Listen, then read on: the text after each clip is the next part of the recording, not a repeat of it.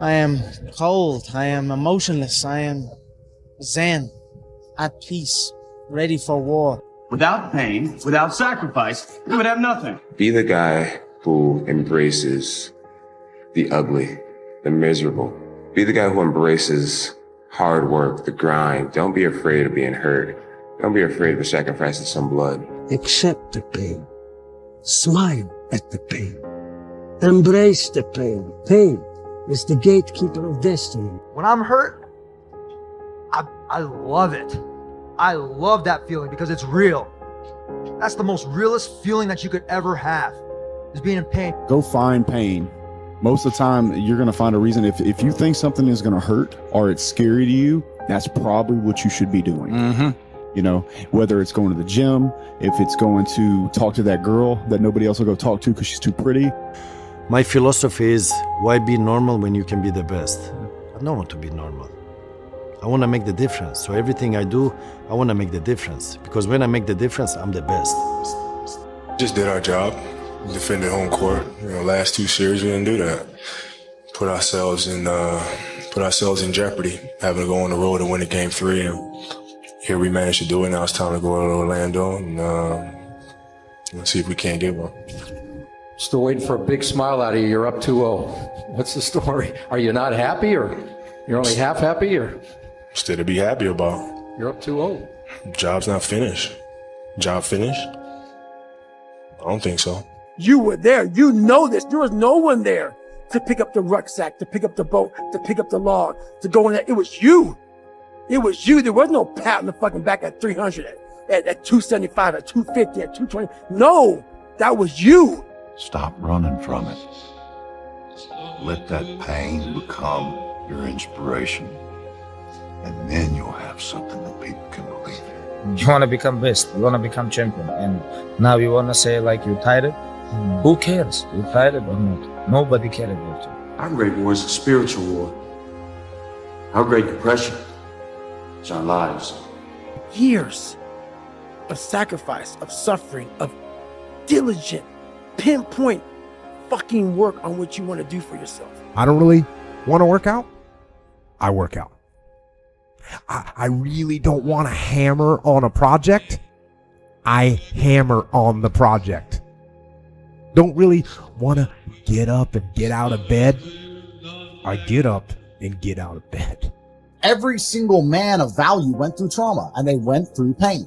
It's going to be painful to get strong, painful to get rich, painful to become important. It's going to be painful to become good with women. Your heart's going to get broken a bunch of times. You have to be prepared for the pain. If you're not ready for pain, you're never going to be anything that matters. And, you know, the Mamba mentality simply means trying to be the best version of yourself. That's what the mentality means. It means every day, you know, you're trying to become better. And it's a constant quest. It's an infinite quest. It's just a matter of what's important to you. And what's important to you. For whatever reason, you know, I felt like I didn't feel good about myself if I wasn't doing everything I could to be the best version of myself. If I felt like I left anything on the table, it would eat away at me. I wouldn't be able to look myself in the mirror. Right? So the reason why I can retire now and be completely comfortable about it, because I know that I've done everything I could to be the best basketball player I could be. Whenever I face anything that's challenging, whenever anything sucks, I like it. I like it. It's gonna make me tougher. It's gonna give me a good story to tell. It's gonna toughen my mind. Go do something that's painful, whether it be from physical pain or fear. And most of the time, if you can find that and go towards it, go looking for that pain, especially at that young age when your testosterone's so high, then you're probably doing the right thing. You're probably on the right path. Do that. So whenever shit gets nasty, David Goggins goes, "You had nobody anyway, motherfucker." So see how I'm talking myself right now? That's me. That shit fires me the fuck up. That shit makes me fucking nuts. You had nobody anyway, motherfucker. Look around you. There was no fucking team. It was you. There was no weight loss program or mom and dad waking you up saying you can do it, you can be better, trying to build belief. You built belief when you had nothing. The truth in front of you is it sucks.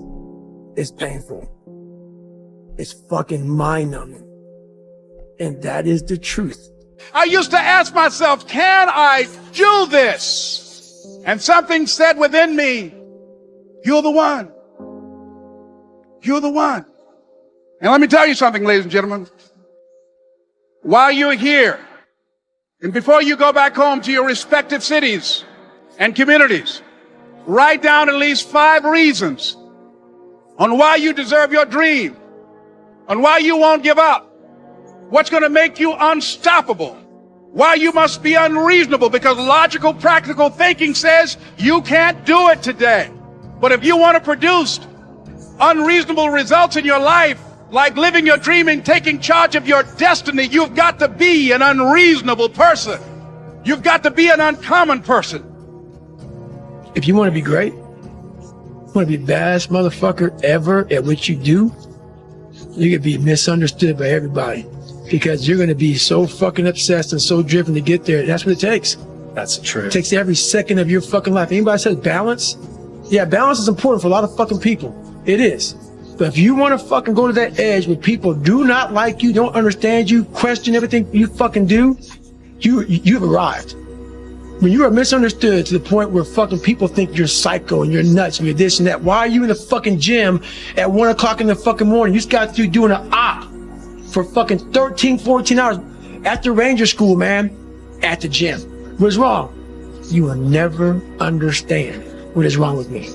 And that's why I'm so fucking glad you don't, because I'm in the right fucking spot. When people don't understand you anymore, you're in that spot of obsession and drive where people are like, what the fuck is wrong with this guy? I don't want to talk to you, man, because you're not going to get it. You're not going to get it. You lose that fucking fight. You lose that, why the fuck am I doing this shit? I'm good. You ain't good, man. You ain't never fucking arrived. And that's just my mentality. You may have more, but you never fucking arrive. You want to be uncommon amongst uncommon people. Period. If you're, like for me, what got me in trouble with the Navy SEALs is I wanted to be one so bad. So bad. I fought my ass off. And I saw them as uncommon people. Very uncommon. But once you become a Navy SEAL, you're all Navy SEALs, so guess what happens? You're fucking common again. I wanted to be uncommon amongst uncommon people. Promise you, every single person who wants to do something with their life and has done something with their life has gone through the exact chapter that you're going through. And it's the lonely chapter. It's the chapter where you don't fit in with your own friends, but you don't have the outcomes yet to fit into a new group of friends. And you're doing this thing, you're consuming content on the internet, you're doing these free tutorials online to try and figure out how to set up a podcast and where do I host this thing? And then you're going through this and you're like, is this even worth it? Because you have no signs of success, right? But if there's anything that you can take away from what we're saying right now is that the sign of success is the hate that you get along the way. And what you can't do is bend the knee to their hate and fit back into the conformity because it's comfortable and it's warm. Because like in the Matrix, when Trinity opens the door, when Neo's about to go take the red pill and he wants to get out of the car, she says, Neo, you've been down that road and you know exactly where it leads. And I know that's not where you want to be. And then he closes the door. Like right now, this moment that you're going through is Trinity opening the door and being like, you could go back, but then you'd have to remember exactly what the reason was that you decided not to go out to begin with, just because you listen to this podcast and you consume this content, you're like, I can fucking do more than this. Like, because you are starting to live in some of that, how where you look in the mirror and you're like, I can do more. And you start to see the person that you could be. And you're like, this does start to feel like hell. The bottom line is, no one's coming. No one. No one's coming to push you. No one's coming to tell you to turn the TV off. No one's coming to tell you to get out the door and exercise. Nobody's coming to tell you to apply for that job that you've always dreamt about. Nobody's coming to write the business plan for you. It's up to you. And because you're only ever going to do the things that you feel like doing right now or that feel good right now, unless you understand that you've got to parent yourself, you got to push yourself, you're not going to make your dreams come true. You're just not. We're not wired that way. You weren't born that way. You weren't that way when you were growing up, and you're certainly not that way as an adult. I'm able to just extract dopamine, the good dopamine, whenever I want. Man, I've trained 99% of my life alone. No one pat me on the back. I did all of the work alone. And while I'm still hard on myself, I know what I did. So whenever times get bad for me, people, all this, who's gonna carry the boats and love? That's real. I hate that people know me for that guy, because that guy is not every fucking day. Like when they see me, they want that energy. That's not me every day.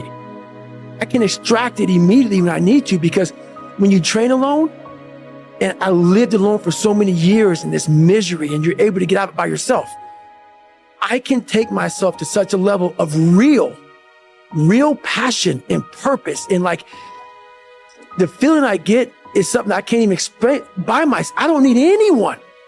That's why people come to me to motivate them. No one can motivate me.